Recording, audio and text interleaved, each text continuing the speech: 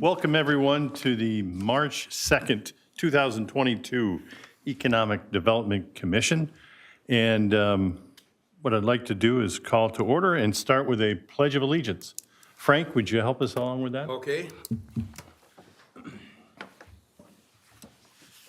I pledge allegiance to the flag of the United States of America and to the republic for which it stands, one nation, under God, indivisible, with liberty and justice for all.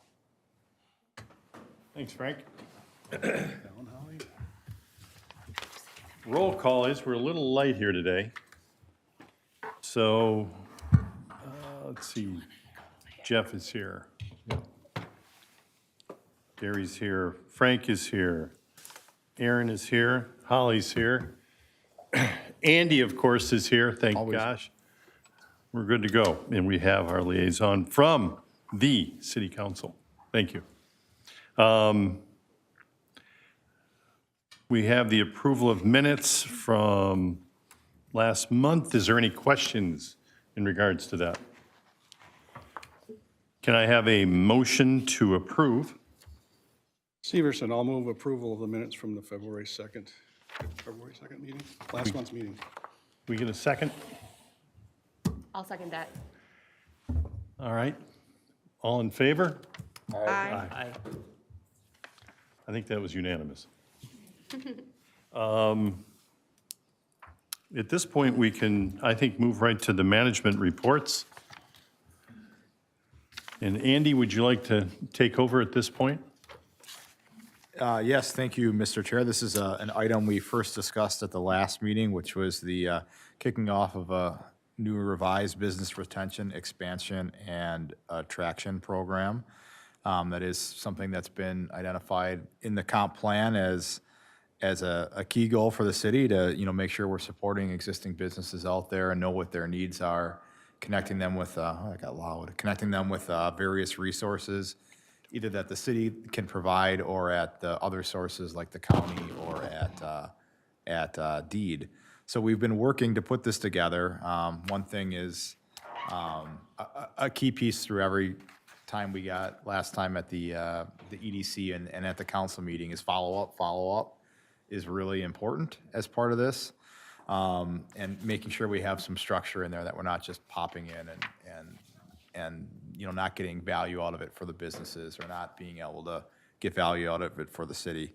So we are proposing that in order to do this work, we're going to be partnering with the Oakdale Area Chamber of Commerce and staff support from the St. Paul Area Chamber of Commerce to assist with the visits. Last time we walked through what that really entails, we'll have a participant pool, ideally a staff person, myself, or maybe Chris Volkers, the city administrator, a member of either the EDC or the Oakdale Chamber could be a part of that, and then an elected official, the mayor or a council member. We initially identified 24 visits to be done the first year. When we went to council on February 22nd, we had a workshop, and they were supportive of getting the program going. And as mentioned before, in the spirit of making sure we are following up and focusing on quality over just trying to knock numbers off the list, felt that we should reduce the number of visits that first year from 24 to 18, a little bit more manageable number to start off with. And then the other piece was, can we also get some way that we can reach out to new businesses that come into town, whether that's, might not be a full visit, but a welcoming packet, something along those lines, so that we're tracking that as well. So with those two changes, I'm going to be going back and talking with the chambers to see if that can be supported. I don't have any doubts that it could. And the plan would be to bring that, I think we're looking at March 22nd for council approval of the partnership agreement to move that forward. So just thinking ahead of, first steps of what do we want to do when we, once we get that going. One is, last time we mentioned this, there was interest in, from some of the members around here being part of that participant pool. So the idea would be, not everybody's going to be able to go to every visit, so being able to, based on the scheduling, to pull a representative from each of those groups I talked about. So you don't have to tell me tonight, and you sure can volunteer others if you want to. But yeah, send me an email if you're interested in being a part of that participant pool, and we'll make sure to include you in that going forward. And we also talk with council about, making sure we have some sort of training for the visits too ahead of time. So we kind of go in there with the game plan of the things like, we want to kind of talk about with them, and the things like that we probably don't need to, or aren't really relevant. So that's going to be part of the process as well. And then I did put in here one question for discussion for EDC tonight. Just thinking about who we want to visit that first year. There's roughly 600 businesses in the city of Oakdale, which is quite a bit. And whether it's 24 or whether it's 18, we're making not a lot of dent in the overall. So it's, trying to make these visits also a way to be representative of certain types or categories of businesses. I did put some examples in the work plan based on some input we've gotten from when this was done for other cities, and also the first one here was a council input one about, kind of this idea of legacy businesses. So what are your top 5, employers within the city, making sure that they're probably ones you want to talk to every year, and we're already talking to them in some aspects. The other ones listed were just doing a quick search of most prevalent industries in the cities, and professional, scientific and technical services, retail, trade, finance, and insurance came up as the most prevalent. And industries with the most employers are retail, trade, accommodations and food service, and then healthcare and social service. Other categories to look at would be women and minority-owned businesses that are in the community, because those tend to have more unique challenges as well, or focusing on industries that are hit hardest by the COVID-19 pandemic. So thinking like the brick and mortar retail and restaurants in particular there. But that's just an initial list to kind of get a discussion going. Would welcome any thoughts or input here tonight. I would expect that this will come back at a future meeting once we get going too. I really like the idea of if we can identify some of the businesses that have been affected by COVID the worst, for the city to reach out and stop in and see if there's any more we can do for them. That's got to have an asterisk by it, I would think, because we want to make sure that they stay here in the community. Anyone else? I think it's important to also ensure that we have minority-owned and women businesses that we're connecting with as well, just to kind of even everything out and make sure that we're touching all aspects of business owners. Is there a way of us knowing, there's no list from the city as far as who's new into the city, and that it's more of who you know type thing?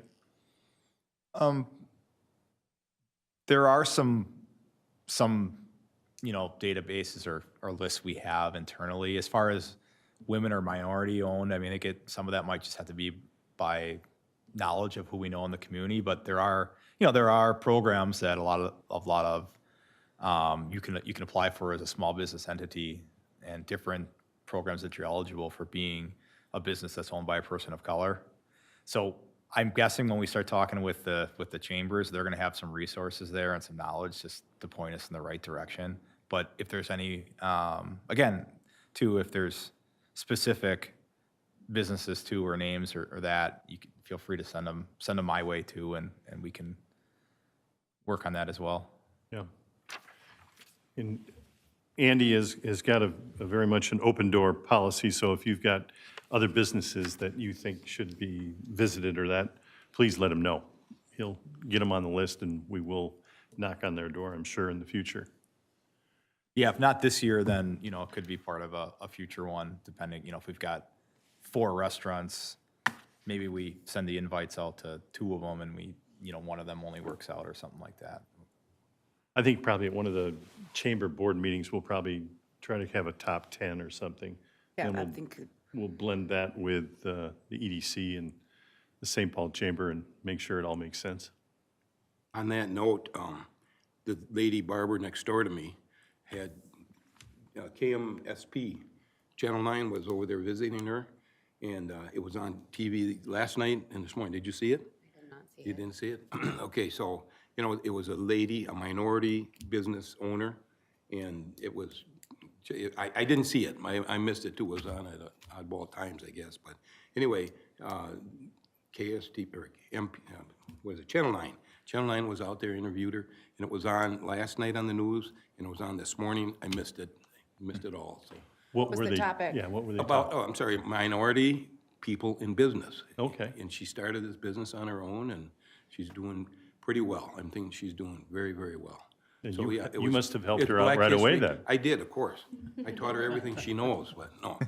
But it's minority business, ladies and minority business, so, Okay. yeah. So that worked out really well. Anyone else? what's kind of the timeline of the rollout of this? Do you have are you doing it by quarter? Like, are you gonna start second quarter of the year? So if we go to council on the 28th for approval, it basically gives us April as kind of the kickoff. I would say it'd still take a little bit of time to figure out the participant pool in the program, so maybe May would be a good target for start date. And, even though it's a year period, I think we'll have to give a thought to how, it's probably going to take a while to get through them, but I would say the brunt of it will probably be at first, and then there'll be a few that taper off later into the year, and then there's time left over for that reporting and that sort of analytical piece of, what are the questions we ask and what's the general feedback on the On the various program areas. itself, Yeah. yep. Awesome. I know the company I work for, we worked with the city of Maplewood with the same program. It was nice to have the extra city people come out and touch base with us and have a little listening ear onto what our needs are, so definitely a benefit to the community business owners. Yep. Andy, I know with the city of Oakdale in the past, they've had one person that would notify the chamber when there's a new business coming in, where they've been notified somehow they needed a permit to do something. If that would be great to continue that, to let the chamber know that, hey, there's a new business coming in, because they're going to want to have a grand opening ribbon cutting, which could coincide with what you're talking about with some sort of a welcome package for them. So I know you're in the midst of hiring, so I would put that in somebody's job description. Yeah, and Mr. Chair, just on that, that's a great point. And sometimes we don't catch all the businesses that are coming in, because unless you're one of the ones we license, which are, tobacco and car sales, we don't require a certificate of occupancy in the city, so we don't quite know unless you're pulling a building permit.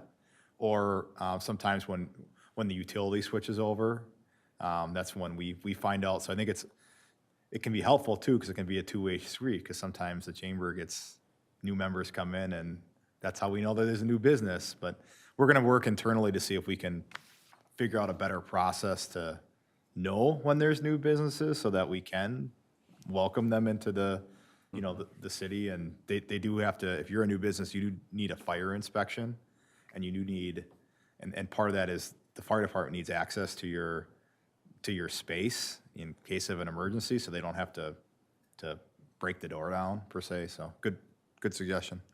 Yeah. Anyone else on that topic? A little thought, if on the city website itself, businesses had the opportunity to sign up on there, I think you'd get kind of a leader there.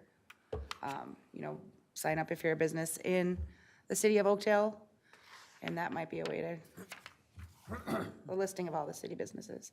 Yeah. Encourage that as a new business as a free thing to be able to promote where they're located. Along with the sign up, would a business in Oakdale have a contact point, be able to call the city and have somebody that they could say, hey, I want to be part of this too?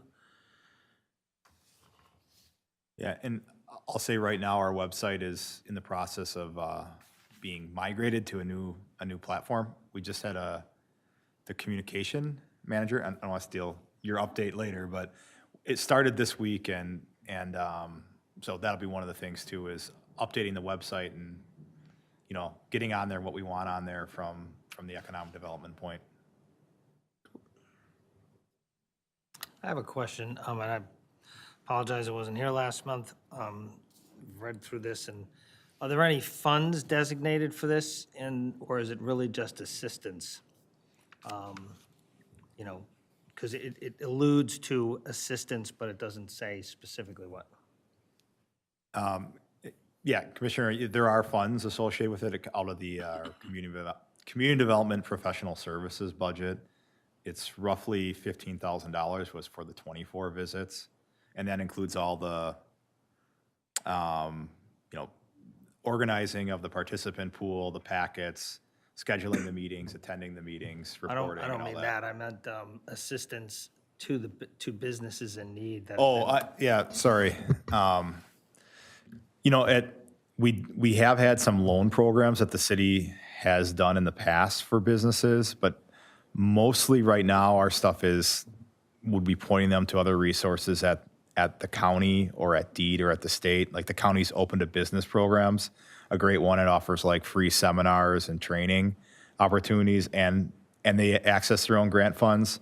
So that's one of the things that I've been working on, is trying to get a hold of what we've done in the past and where we might want to go, you know, into the future with programs. So yeah, I wouldn't want to come there with saying we don't have, you know, anything directly to offer, and make sure that we can link them to programs. And then sometimes it's not necessarily like a program thing where we'd get asked for information. It might be, I'm thinking about expanding. Who would I even talk to, or how do I go about doing that? What kind of permits or things like that are needed, and explaining the process and connecting the dots. But that's another important point too. Okay, thanks. All right, at this point, do we want to move to the new business?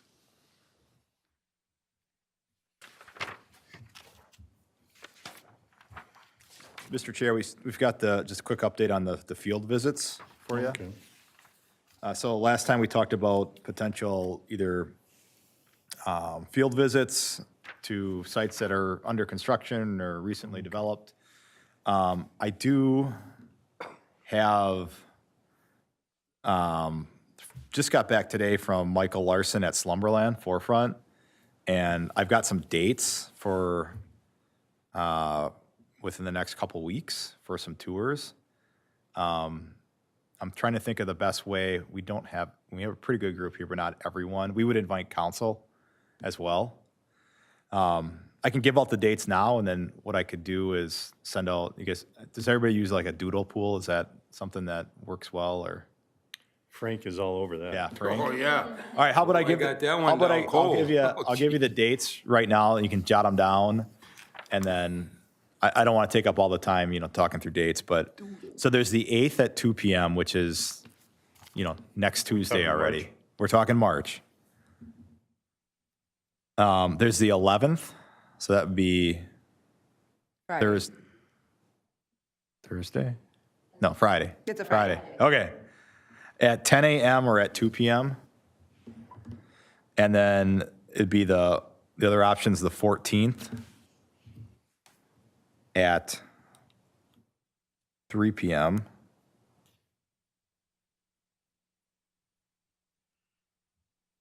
And then that's on a Monday. And then the next option would be the 18th, which is a Friday, at either 10 a.m. or at 2 p.m.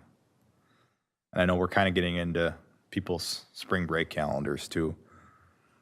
What was the time on the 8th again? On the 8th is at 2 p.m.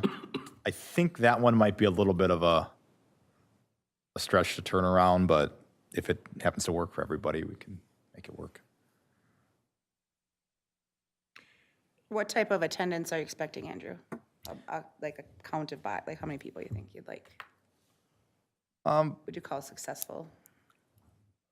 Well, my plan was just to throw out the dates and see the most people that work for that date. Yeah, I guess I didn't really have a number in mind. Because you will have city council members also. We'll extend the invitation to the council. So it's sort of whoever is, available, but we want to check with EDC first because it was EDC's. Strikes me that Suggestion. daytime has got to be pretty tough, isn't it? And most of us are still working for a living. Be kind of a tough one, I think. In the afternoon would be A later Yeah, a little bit afternoon, more. yeah. That might work better. Those 2 o'clock ones. 2 or 3. You got the one, 3 o'clock. I am out on spring break the week of the 14th, but I am available either the 8th or the 11th. Shall we just shoot you an email and, hey, we can do these dates? And you can construct the numbers as far as how many can make it? Yeah, I'll send something out. I'm going to send out the doodle. You guys can we'll try it, and then Frank, we'll do it together, right? Yeah. But, okay, we'll look at those dates. I'm thinking that those Fridays Be there and I'll be there. Yep. the Friday afternoon ones seem, just generally more likely to get people. I'm kind of going by the dates given to me after some prodding. Just a thought here. When we used to do this, we'd get together at these manufacturing companies or whoever was hosting it. And usually they supplied pizzas or something like that. And this was like 5 o'clock, 4:30, 5 o'clock. It's just a thought. We had a better turnout, I think, a pretty good turnout. If there's pizza, is that what you're saying? Well, that's an aside, but, Throw in booze and it goes off. oh my God. You'll have more a people party. there and you know what to do with. I think the later part of the afternoon is the key of it. I think so, Instead of too. breaking up a workday, because if we'd like to stay and even socialize a little bit versus rushing back to the office to. I close agree. it up. You want me to see if there's some dates later out, or for this one, I'm just kind This was of. home furniture? I apologize. This is Forefront. Forefront, okay, yeah. So this is basically their site manager that, Mr. Larson, yes, the dates he's available. okay. Would you mind checking through the end of March? See if there's some later times, like a 3 o'clock start. Yeah. Even right. 4. 3 or 4 would be better. It's, Okay. and, and then we, like she said, we can stretch it out into, 5, 6 o'clock, have a few drinks and a couple laughs. He's like, "Gee, our first site I visit and we're already like how he thinks. How can we work cocktails into this? Well, great direction. Another one I'll just note is Willowbrook. So they are still planning to have their model open for the Parade of Homes. I don't have the date on that, but it's it is mid-March. It's coming up quickly if they can get their temporary certificate of occupancy then. I did talk with our contact over there, and she forwarded me the contact for their marketing person. And I've connected their marketing person with our communication director, because I think that there wasn't a groundbreaking last year as part of that. I think it was due to COVID and scheduling and things. So I think this might be something a little bit bigger that we work on with the developer and the city. So put that one in our communication director's court, and then keep everyone on the EDC apprised as to when something gets confirmed there. Okay. Yeah, because that'll be fun to kick that off with such a large investment over there. Make sure it's done right. Anything else in regards to the field visits and events? That's it for now. Okay. How about now we go into the new business? And what I'd like to do is introduce Ryan Connington from MnDOT to give a update presentation on 2 projects, the East Metro Interchange study and the Highway 120 study. I'll cue Welcome, up. Ryan. Ooh, you got 2 beauties there. I gotta have that so I can look at it. So, thank you guys. Good evening. Actually, it turned into 3 projects, but yes, I'll go through them here. So, we'll start with the study. Here, I'll turn this up just a little bit so you can hear me a little bit better. So this project has been ongoing. So here is the original schedule. So we had that beautiful thing we call COVID in here. So we started this study kind of in fall of winter 2019, and then we went right into 2020 with it. And we're kind of in a holding pattern now, which I will talk about in a second with that study. So we are not done. So it does say complete study winter 2020. So we're still in that almost done, but we're really close. Basically, the technical work has been done and we're kind of in a holding pattern. So with the study, we had several goals that we were looking at for that study. And really, it was, we knew we couldn't get to a single alternative with the study, so it had to be 2 or more alternatives. We wanted to get some sort of a layout with the study, and the reason being was we had the Gold Line project coming, which you guys are all familiar with. And so with that Gold Line project coming through there, we wanted to make sure that the new bridges were put in the right place so that anything we did in the future, we didn't have to redo things, right? So we didn't want to have Gold Line put in a bridge, and all of a sudden it's right in the way of any potential expansion at that interchange. So really that was a big component. The other component was really assisting them with their development of the Gold Line project and really kind of figuring out what this area looks like in addition to where the bridges go, and then really kind of getting a purpose and need, which is basically defining the problems of that interchange area so that it can, continue to advance and look for funding and other opportunities as we move forward. So with that, we looked at these different alternatives that we developed with the study, and you can see them there. So really the first one is more just capacity expansion eastbound. We did notice, and this is what goes into the second project, which we'll talk about in a minute. So we did notice that there was a constraint pretty much up to Woodbury Drive that backs up into the interchange daily and really causes a lot of the problems there. We did also notice a problem northbound where we don't have the 3 lanes. It goes down to 2 lanes, so that does back up into the interchange as well. Alternative C is more of a flyover concept. And then D is more of a semi-directional concept, and then E and F are basically the reverse moves of C and D. So basically what moves, it basically just flipped them around. So with that, we did do a public open house on this project, and it was during the beginning of COVID, and I will say it was new territory for us, and it went really well. So you can kind of see some of the results there. This is kind of a one-pager we put together. But we had really high participation. I think a lot of people didn't have a whole lot to do, and it was kind of a new way to engage. So, we got a lot of respondents in the middle of the night and, more ability to engage with the public than we're used to. And I think that's something we're going to carry forward with a lot of our projects in the future, is really kind of meeting people where they are, because the traditional open house works very well for some people, but not for everybody. And so if you have kids in daycare, or if you have activities, great, can I just go online, hear your presentation, give you my thoughts, and then you can look at them and get back to me kind of thing. And that's kind of where we went with that. So that was, here's a little bit more of some of the statistics out of that study. So we had 2 online community virtual meetings specifically related to the ultimate vision of that interchange. Really, what does it look like in the future? We had 1,700 people visited the engagement website, and 340 people responded to the survey, which was fantastic. And then on the bottom here, I do say we have more virtual open houses planned. We haven't gone back to in-person stuff yet. I imagine that's going to change sometime in the future. And so our next planned event, and this gets into the second project, is kind of in that late April, early May. We'll have an open house talking about the second project, which is the unbonded overlay, which we'll get to in a minute. But all this stuff will come up with that project as well.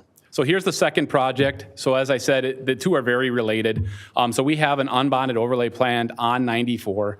The limits go from Century Avenue on the east all the way to the river, which is approximately 10 miles. Goes right through that interchange area we were just discussing.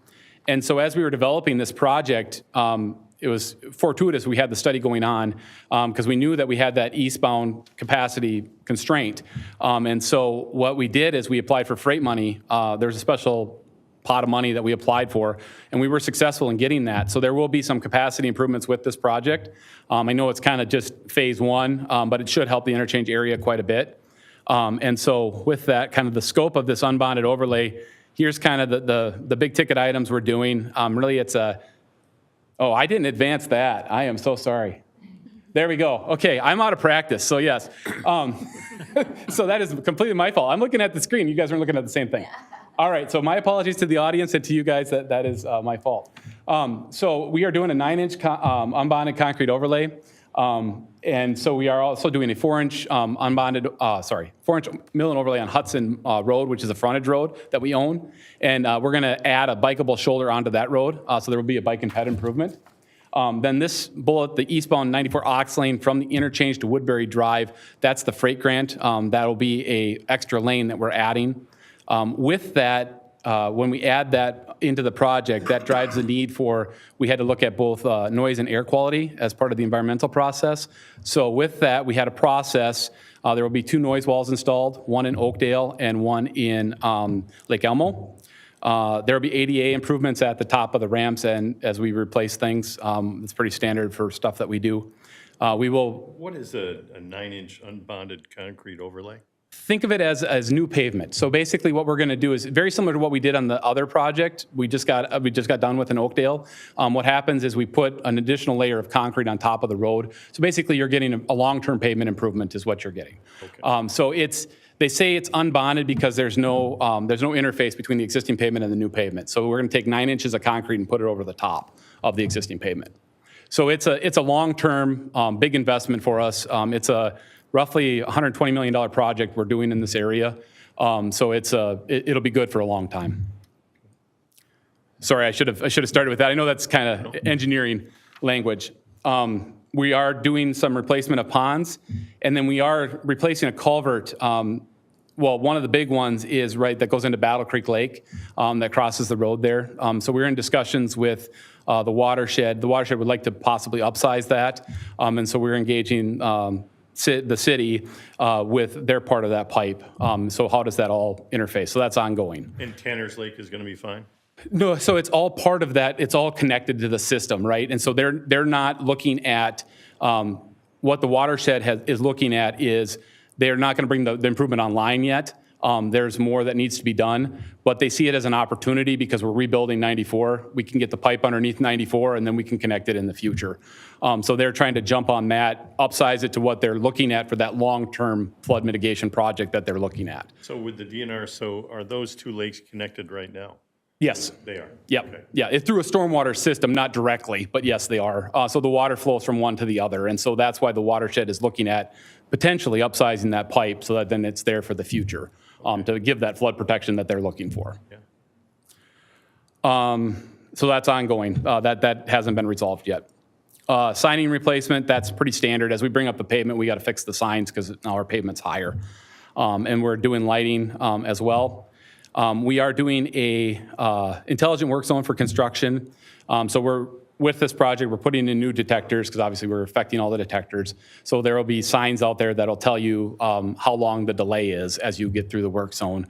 And then it'll also tell you, there'll also be a queue warning system if you're advancing a stopped queue of cars because we're going to have impacts with the project. So again, with your 9-inch overlay, how does that affect the bridge right now? I mean, what are you going to do with that? Take that down again? So what we do is we do basically it's a reconstruct underneath the bridges. So we bring the pavement down underneath the bridges to keep the clearance where it is. All right. Then the last thing on here is Wisconsin's looking at doing a bridge project. Originally, they were going to do it on the tail end of our project. It's looking like their scope has changed a little bit. So they are going to have to do some joint replacement. So their project's going to go into the next year.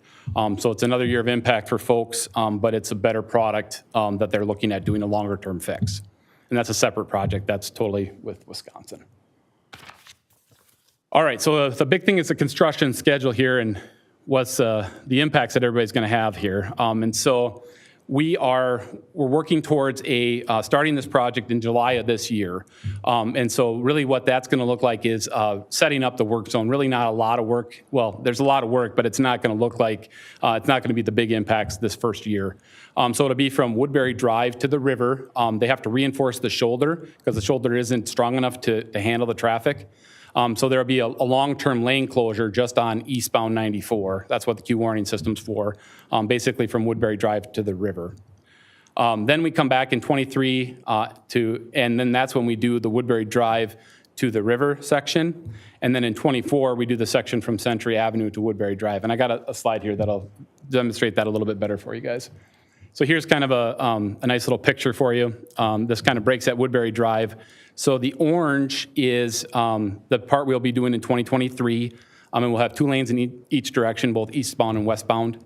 And then purple will come back in the next year, and that'll be 3 lanes in each direction because there's more traffic on that section. And then the red, that's a full reconstruct piece, kind of where the crossover is. We're going to do that in the fall of 2024, 2 to 3 months duration there, and it'll be kind of at the end of the project, rebuilding part from the crossover to the bridge. So July of this year, eastbound lane, you're going to have a lane shut down. Correct. And will that flop from, say, the south side for 2 months and then go to the north side of the road, or? Yeah, I mean, at one point it'll flop, but it'll be 1 lane that'll be taken out because we have to rebuild both the inside and the outside shoulder. Don't know the complete schedule yet because we're kind of in that preliminary time frame. But that's really starting the outreach is what we'll be doing with the open house coming up here to get out to the businesses and everybody else and let them kind of know what's going on. You know if that's a 24-hour thing, or? Yeah, it is, because they'll have permanent barrier set up so the workers can work behind the barrier. So it'll be just 1 lane. So it'll be, it won't be as much impact as the next year's. You'll still feel it, but yeah. Kind of that rush hour will be the hard part, and that's why that queue warning system is important, because if you're coming into a stop queue of cars, then you have problems. So it'll kind of alert people that, hey, there's a queue here, slow down. Do you know if, if the brains of this this setup with, okay, you're pushing people off of 94 kind of, so where it's going to be moving off to Highway 36 going east, with the new bridge and that. So is there any, I don't know, are they doing anything to let those cities know, hey, your volume is going to increase? We are doing that. We did some modeling, and believe it or not, it's not that attractive. I know you would think it would be attractive, but the modeling doesn't show it as an attractive alternative to 94 at 36. And so we're really trying to encourage people to stay on 94 and just change their time of their trip. So really that's kind of gets back into letting people know how long it's going to take them, and that kind of thing, and moving their trips around because there's room on the roadway outside of the peak hours. And so if there's some ability to spread that out, that's ideal. Part of what we saw too with COVID is we saw all over the metro, we saw a dramatic decrease in traffic. And so coming out of COVID, how's that all going to interplay? We're still trying to kind of figure that out. The volumes right now indicate that it's going to be smooth sailing, right? But I think there's going to be more traffic coming back to that roadway. So that's why we're trying to build in a little bit of caution to say, yeah, there is going to be impacts. The first year shouldn't be as bad as the next year's.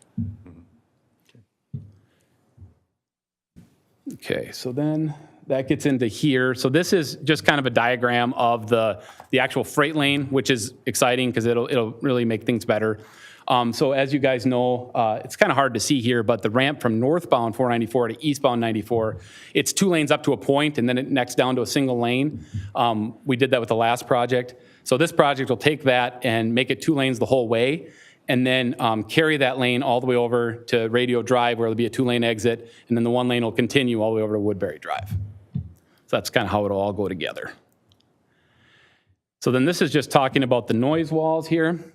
So this is what prompted us to conduct a traffic noise analysis. This was out of the noise presentation. We did have some community engagement around the noise wall as well. So we had some open houses to, the way it works is if a noise wall is feasible, then we go to the residents that are affected by that, and then we have a vote.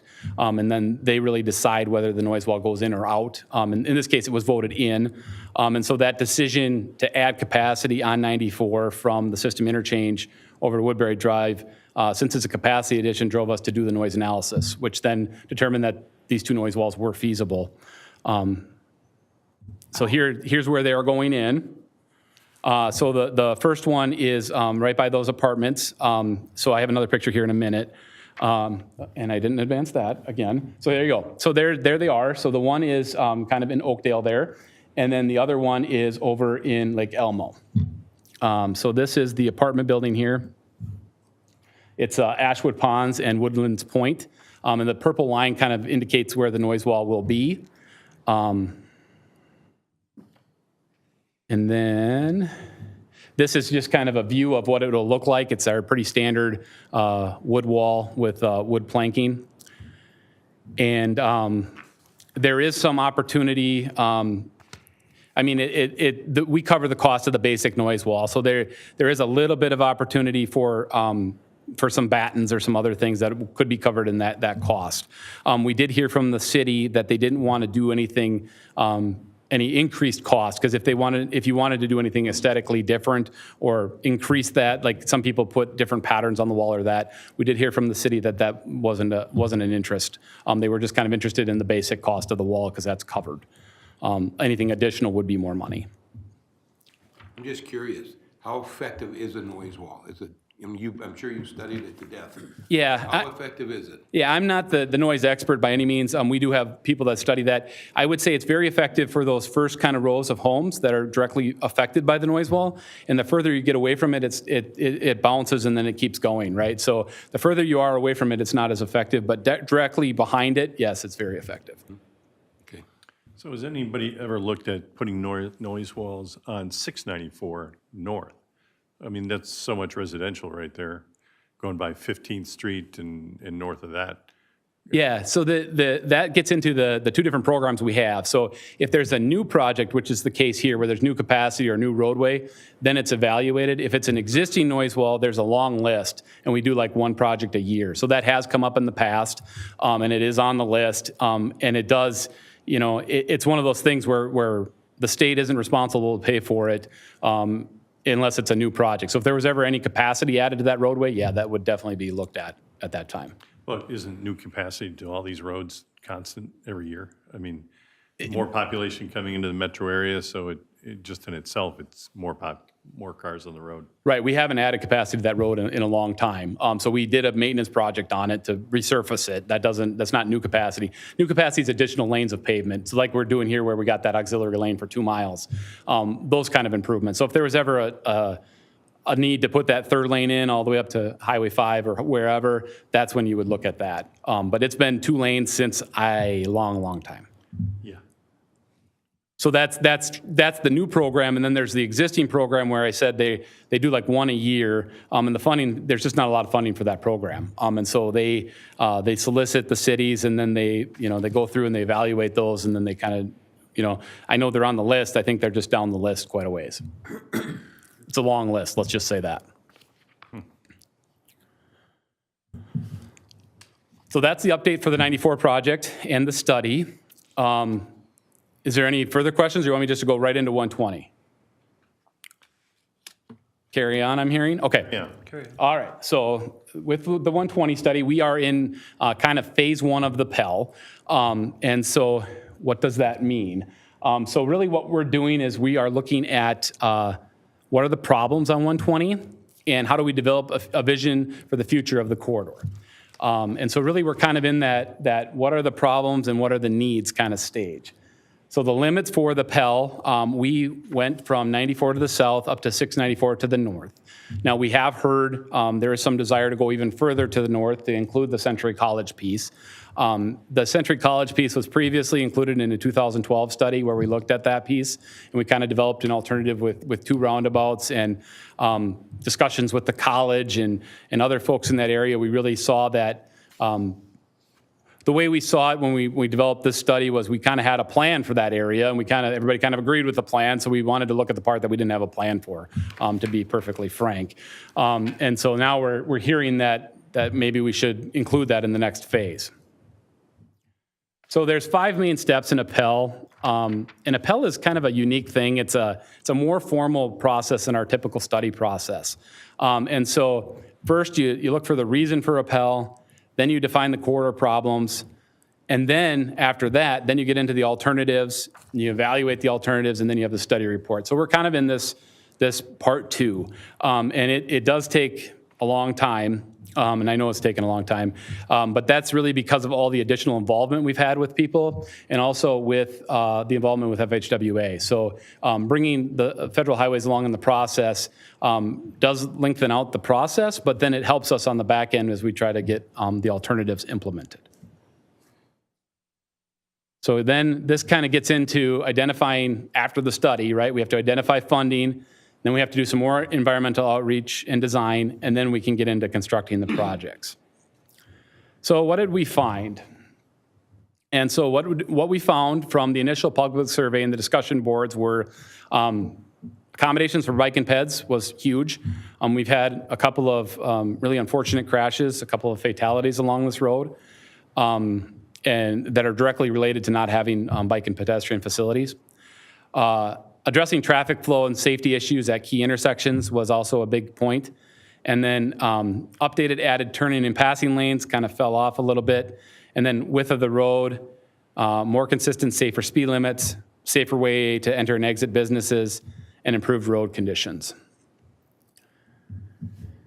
So takeaways from the focus group and the targeted engagement. What we heard most common, we engaged Century College, we engaged residents of Landfall and Rolling Hills, and then also the BIPOC, which is the minority businesses you were talking about, minority residents, workers, and businesses along the corridor. Lack of sidewalks, shoulders, and bike lanes, lack of crosswalks, I did it again. Bad lighting, risky, unsafe for bicyclists, traffic going too fast, lack of turn lanes, and street timing issues. So then, really what we were hearing was roadway needs to be safer for people to roll, walk, roll, and bike. Too much congestion related to vehicle volumes, lack of adequate turn lanes, changing speed limits, parked cars, different expectations. Really wanting to understand what's possible to achieve on the corridor, and then really want to clarify what's the purpose of the roadway. Is it we're going to push traffic through, or is it more of a does it function more like a county road where there's access and there's sidewalks and you get where you need to go, but it's not a throughput road. So that kind of brings us into the problem identification stage. And so then what we found as we looked at the data, and I got a bunch of data too, I was just trying to keep this simple. So we really found vehicle safety, walking and biking, backups at the 36-120 interchange, which we heard intersection, not interchange yet. We heard that a lot, and also the pavement condition. So that brings us into our project purpose. So our project purpose that we developed was to improve motor safety conditions, improve walking and biking, reduce backups at the 36 and other key intersections, and then improve pavement conditions. So those are what our primary needs are for a project to come out of this study. Can I ask, okay, I don't know if I'm jumping the gun here, but is there a tentative plan of widening 120? Yeah. Now, some of those houses along the way, especially down on the south end, they're pretty close to the road. So what happens to those houses? Are they gone usually, or what? You're hitting a key point. So what I can tell you is we're not there yet. That's the next phase of the study. So we're really kind of just trying to identify the problems and the criteria that we looked at to look at all those alternatives. I know that if you were to provide, for example, if you were to provide some sort of sidewalk or something, you would need to widen the corridor a little bit, and you're right, those homes are really close. And so that is a key concern.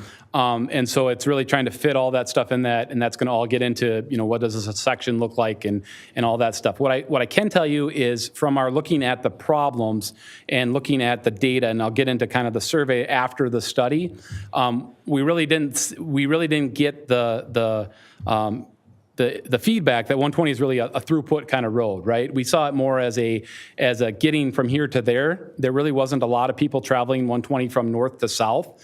So that really lends itself to being more of a leaving the number of lanes where it is and then trying to work on that bike and pedestrian accommodations as we move forward.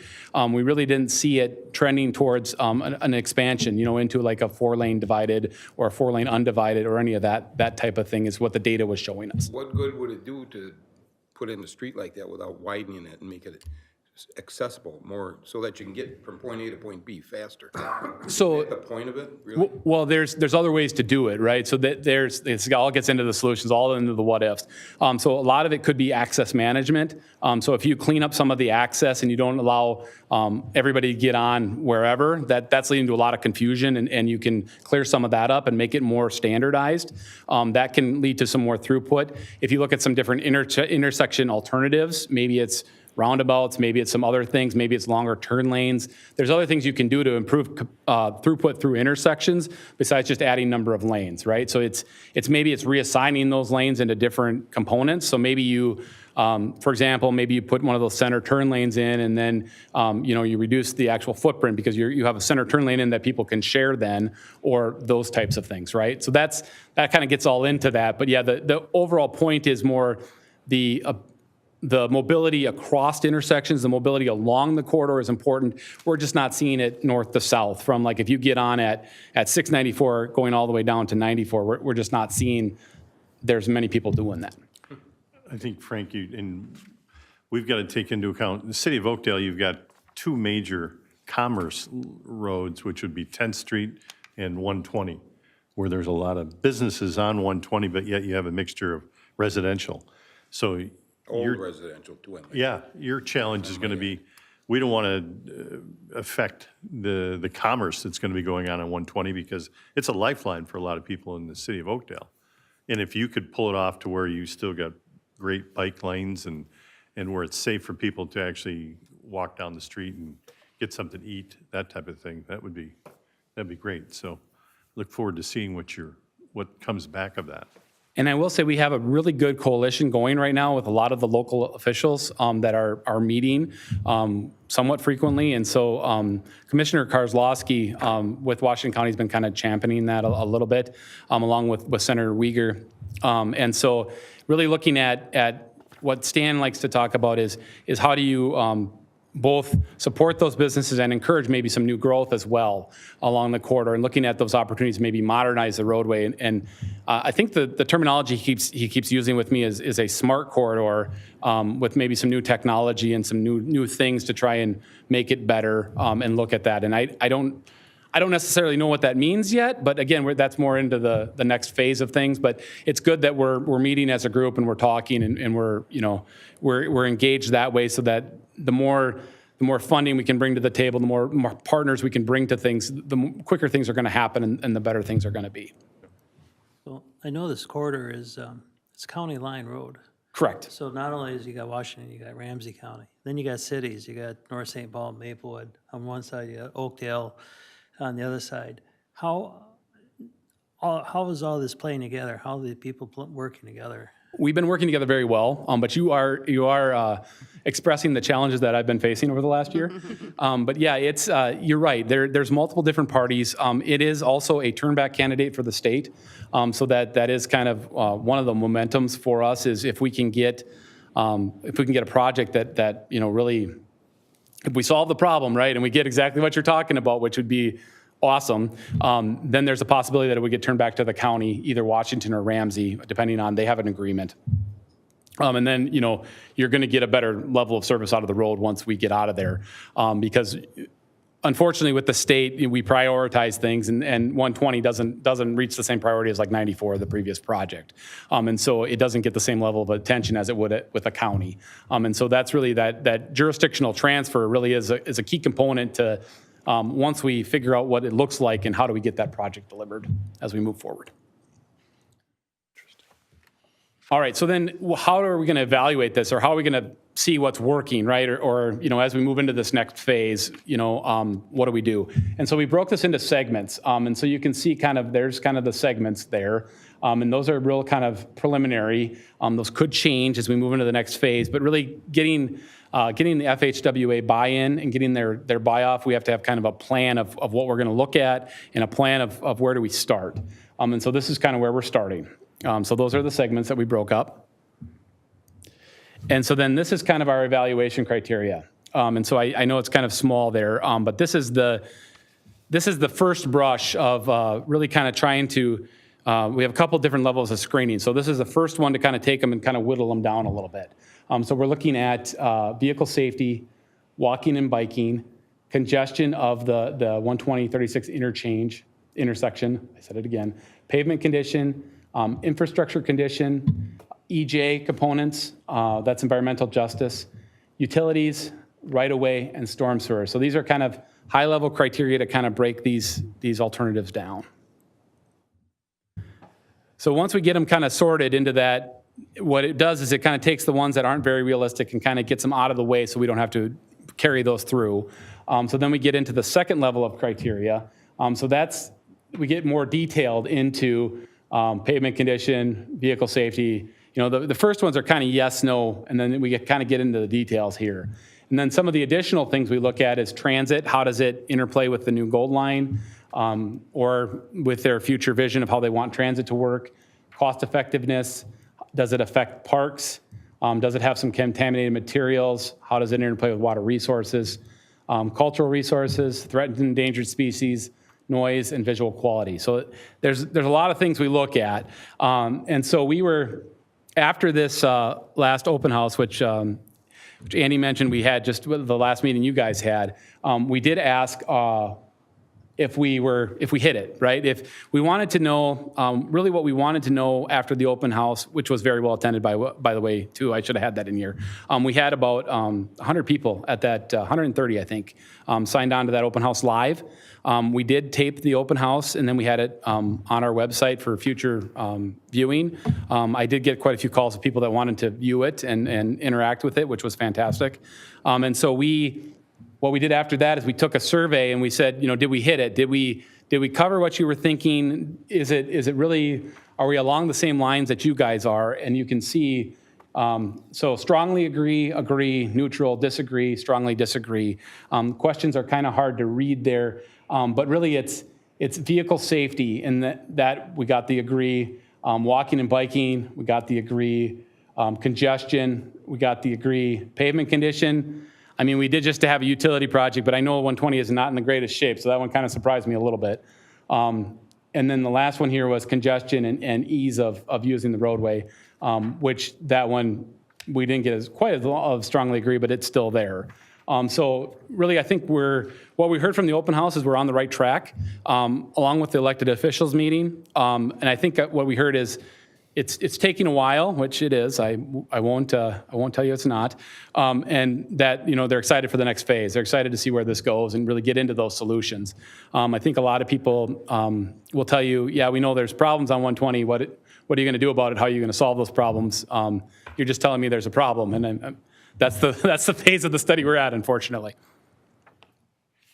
So with that, I think that's really kind of the 120 update. We're really just getting that concurrence from Federal Highway on where we're at with that purpose and need, and then we'll be going to phase 2, and then we'll be getting that out to consultants here, and then hiring a consultant to work on phase 2.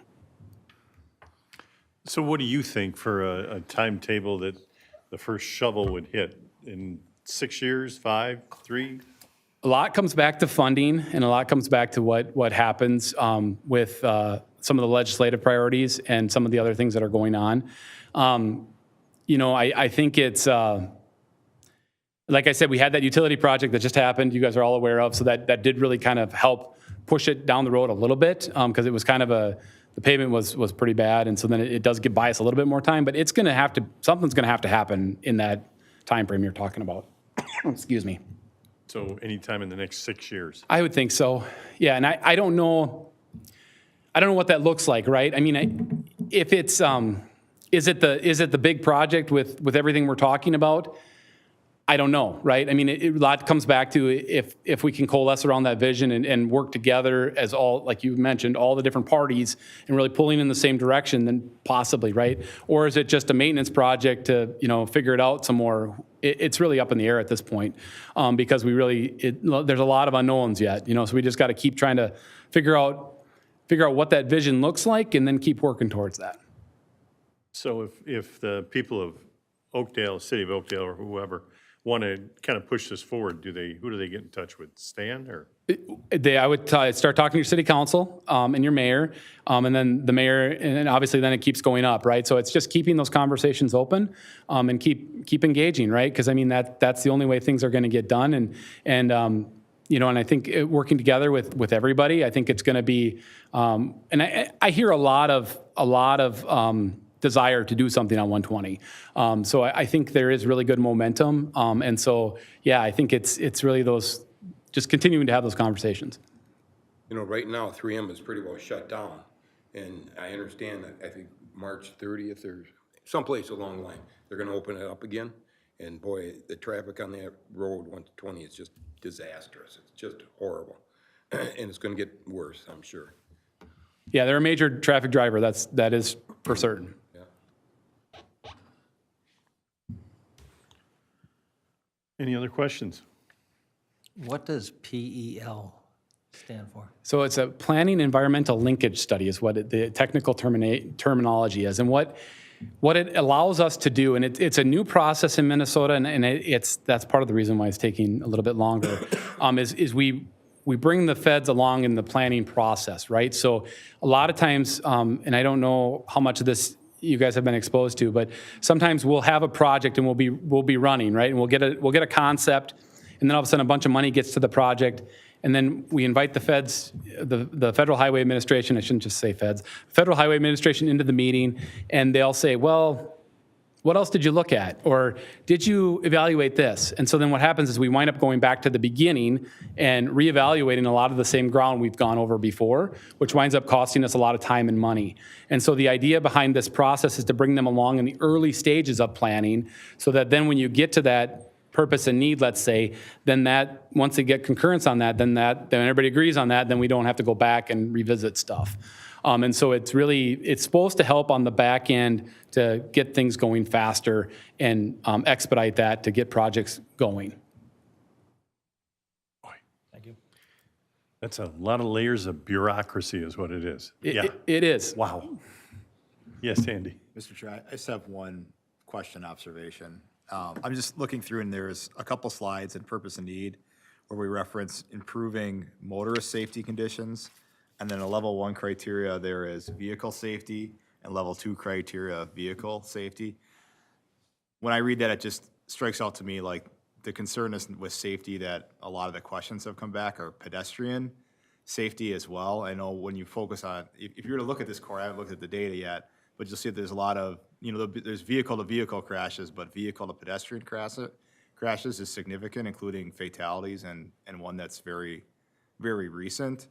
So I'm just curious how that safety or safety for all gets across in these criteria, because at least on the surface level here, it's not popping out to me. So something maybe to dive into a little bit more. Right. So you're not looking at the whole report, unfortunately. This is just, I had 10 minutes. So I was trying to whittle it down a little bit. So what I will say is pedestrian bicycle safety is a primary need of the project.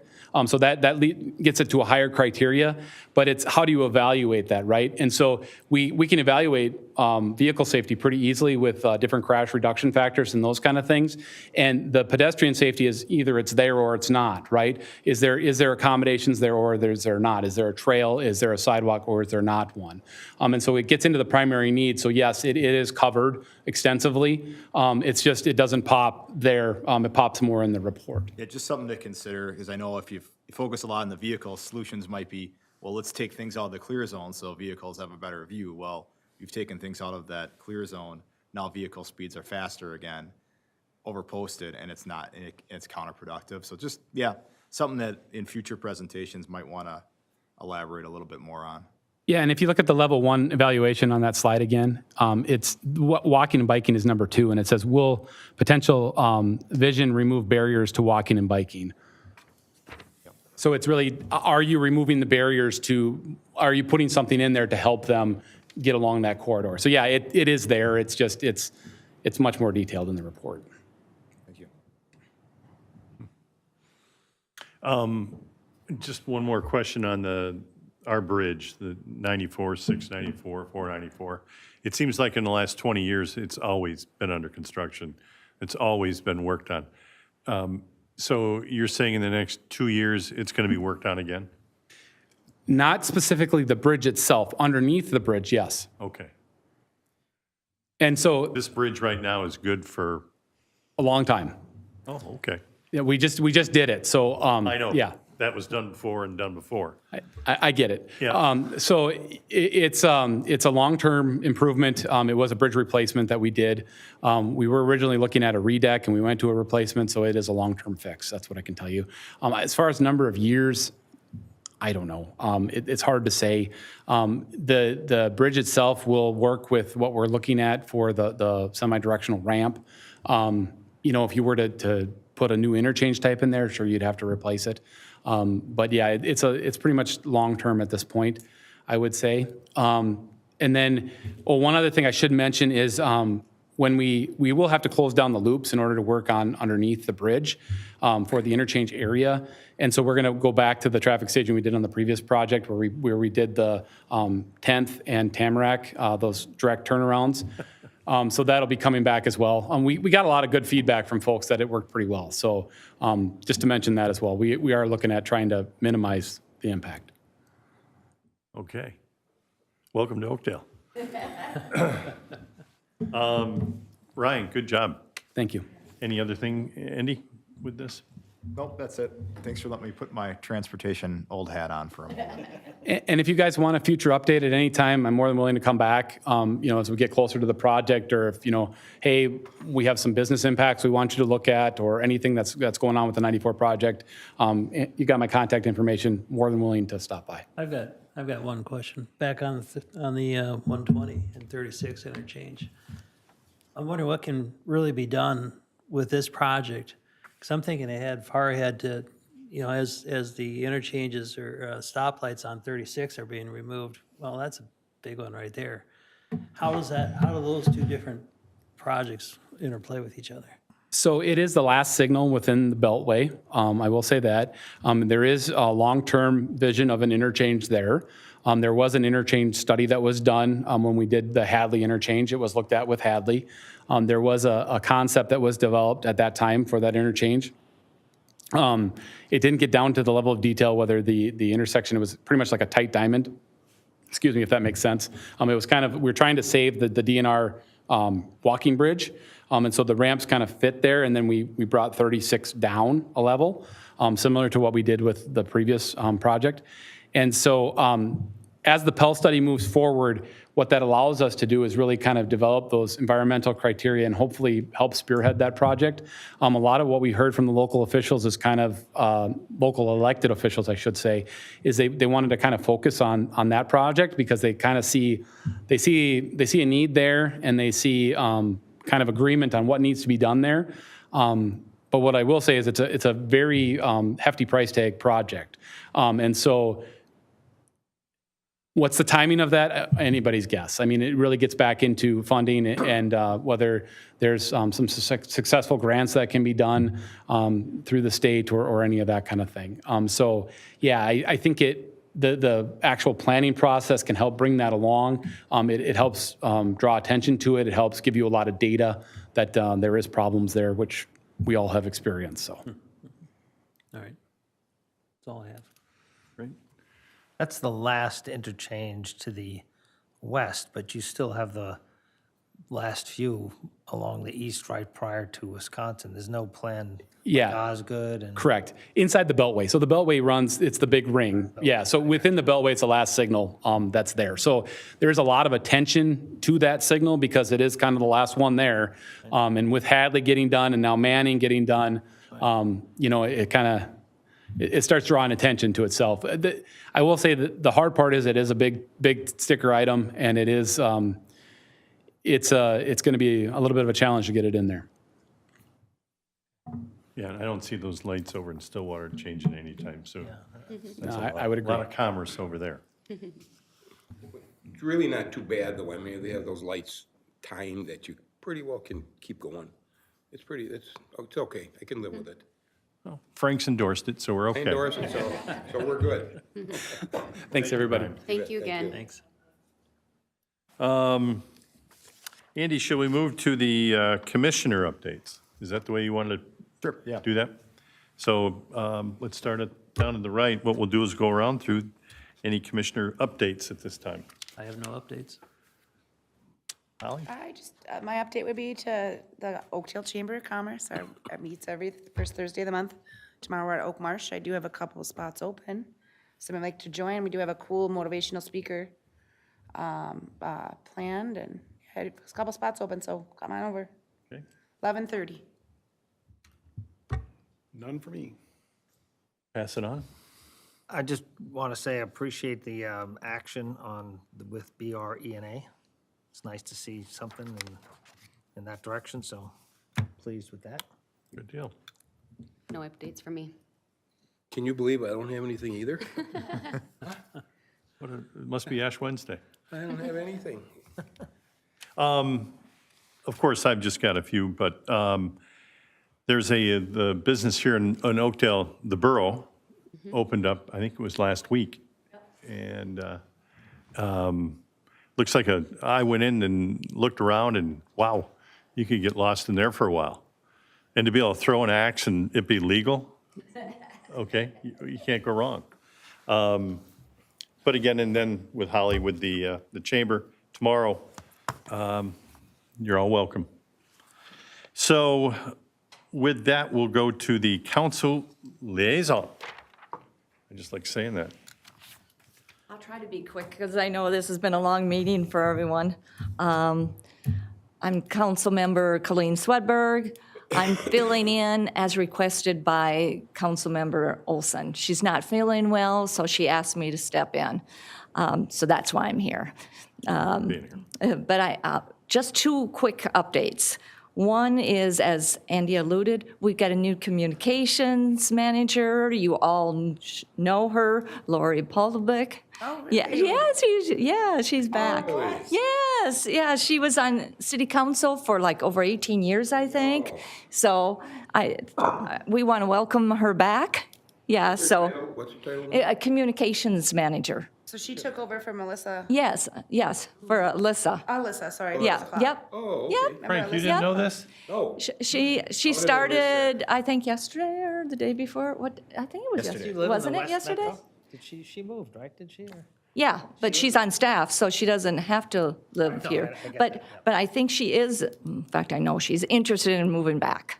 So her. she might be looking at places right now. is she So, still involved with the cable too? yeah, She works there, right? yeah. Yeah, That's her full-time job. well, she's not a full-time there, though. No, she's not full-time. So I think, I think she just does the interface between Oakdale and the cable. That's what she worked on with that agreement. She finalized that with us. So anyway, welcome, Lori. So that's a good one. The other one is that, in case you haven't seen it, Frank and Mayor Reinke did a nice update on the Oakdale Update Show. If you haven't seen it, you can go out to the Oakdale Facebook page, and there's a link to it, and I would suggest you guys listen to it. It's really good. They both did a great job, so. It worked out well. Yeah, it did. It worked out really nice, so thanks, Frank. You bet. And with that, I will stand for any questions if people have them. I think you can still Google the show, just Google it. Yep, And And it'll pop up too, and that way. Oakdale update, yeah. Yep. But anyway, It is on YouTube. I saw it on YouTube, so great job, Frank. yeah, It did turn out nice. I saw it too. yeah. Ooh, we Okay. got You're- an I better audience get here. an autograph when I, You're very I better get an famous. autograph when I. Yes, leave here. yes. Your audience doubled right there. Okay. Anyway, thank you. Thank you. Thank you. Andy and Mr. Chair, I'll be brief tonight as well. No PowerPoint, knowing we already had a nice PowerPoint here tonight. Just a couple things that are coming up from the community development side on upcoming agendas. On our council meeting on the 8th, the petition for improvements to 40th Street. So basically, as part of Willowbrook, 40th Street from Ideal to 694, it's getting vacated out of its current right-of-way, and the city will be building a new 40th Street with the roundabout components and the trail components, with a development agreement where we're billing back a portion of those costs to the developer. So that's going to the council for approval to do the feasibility study for that work, and then within a few weeks, actually, that roadway will be shut down so that work can start. And the county's also going to be working on Ideal Avenue this summer. So in that area, there's some coordination that needs to get done for, making sure people can get through, get to their homes and where they need to go. But yeah, pretty big development there. We also have a stacked planning commission meeting tomorrow night. Last month, I mentioned the impact apartments at the Helmo station. So that's coming back to planning commission.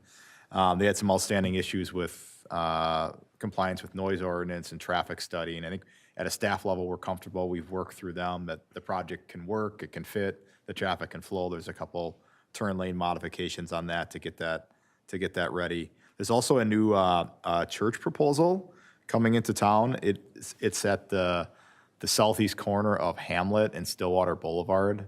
It's a Hispanic church that is on the east side right now. They're looking to move out to a bigger space. So that one needs a couple different approvals. We'll be going to Planning Commission as well. Where's it again? That night. Right by the Yoakum oil tanks on Stillwater Road, Yeah, right behind that. There's a big chunk of property there and yeah, that's where it's the been church vacant is. for a while, yeah. And churches are allowed in any zoning district by right. That's a federal rule. I assume they're gonna do some street work and all that to, I mean, Yeah, they've done the traffic work on there, and they won't have an access directly out to Stillwater Boulevard. They'll have to go up Hamlet. Okay. But that Stillwater Boulevard is going to be an emergency access only for fire truck, police vehicles, and they've worked that through with the county, who's in charge of Stillwater Boulevard there. So definitely will be some questions at the Planning Commission. It's a residential area over there, and it's a piece of property that's been vacant for many, many years. do you know offhand about how big the church gonna be? I don't have the square footage in front of me. Pretty decent sized piece of that site. They will have to do some off-site parking because they won't have enough space on site for parking. And the way that they operate it is they actually run a valet service right now for church patrons that need additional assistance. So they're working on an agreement with Canvas Health, which is on the other side of 694, which is actually a pretty good complementary use because church service Sunday and they're not open on Sunday to utilize the parking over there. So this will be the first time the Planning Commission reviews it. We've gotten a couple inquiries from neighbors, but not a ton. They did do a neighborhood meeting on their own accord too to brief the neighborhood. But yeah, something that pretty, not our commercial development, but pretty interesting new member of the Oakdale community. Yeah, you're going to need to get a crosswalk from Canvas to get over to still across there somewhere. I think the idea is that they're going to valet the Shuttle. cars They'll valet, or shuttle. yeah. Lots changed since I stopped going to church. It's not too late. And yeah, that's about it. We also have an Eevee ordinance. I know that's something that our staff's been working on, electric vehicles. It's morphed a little bit from what it was previously. Before we were trying to get a lot of stuff into code, but everything's changing in the EV market. That the one thing that the code change is going to do is allow EV charging as an accessory use in our districts, which we don't explicitly do right now.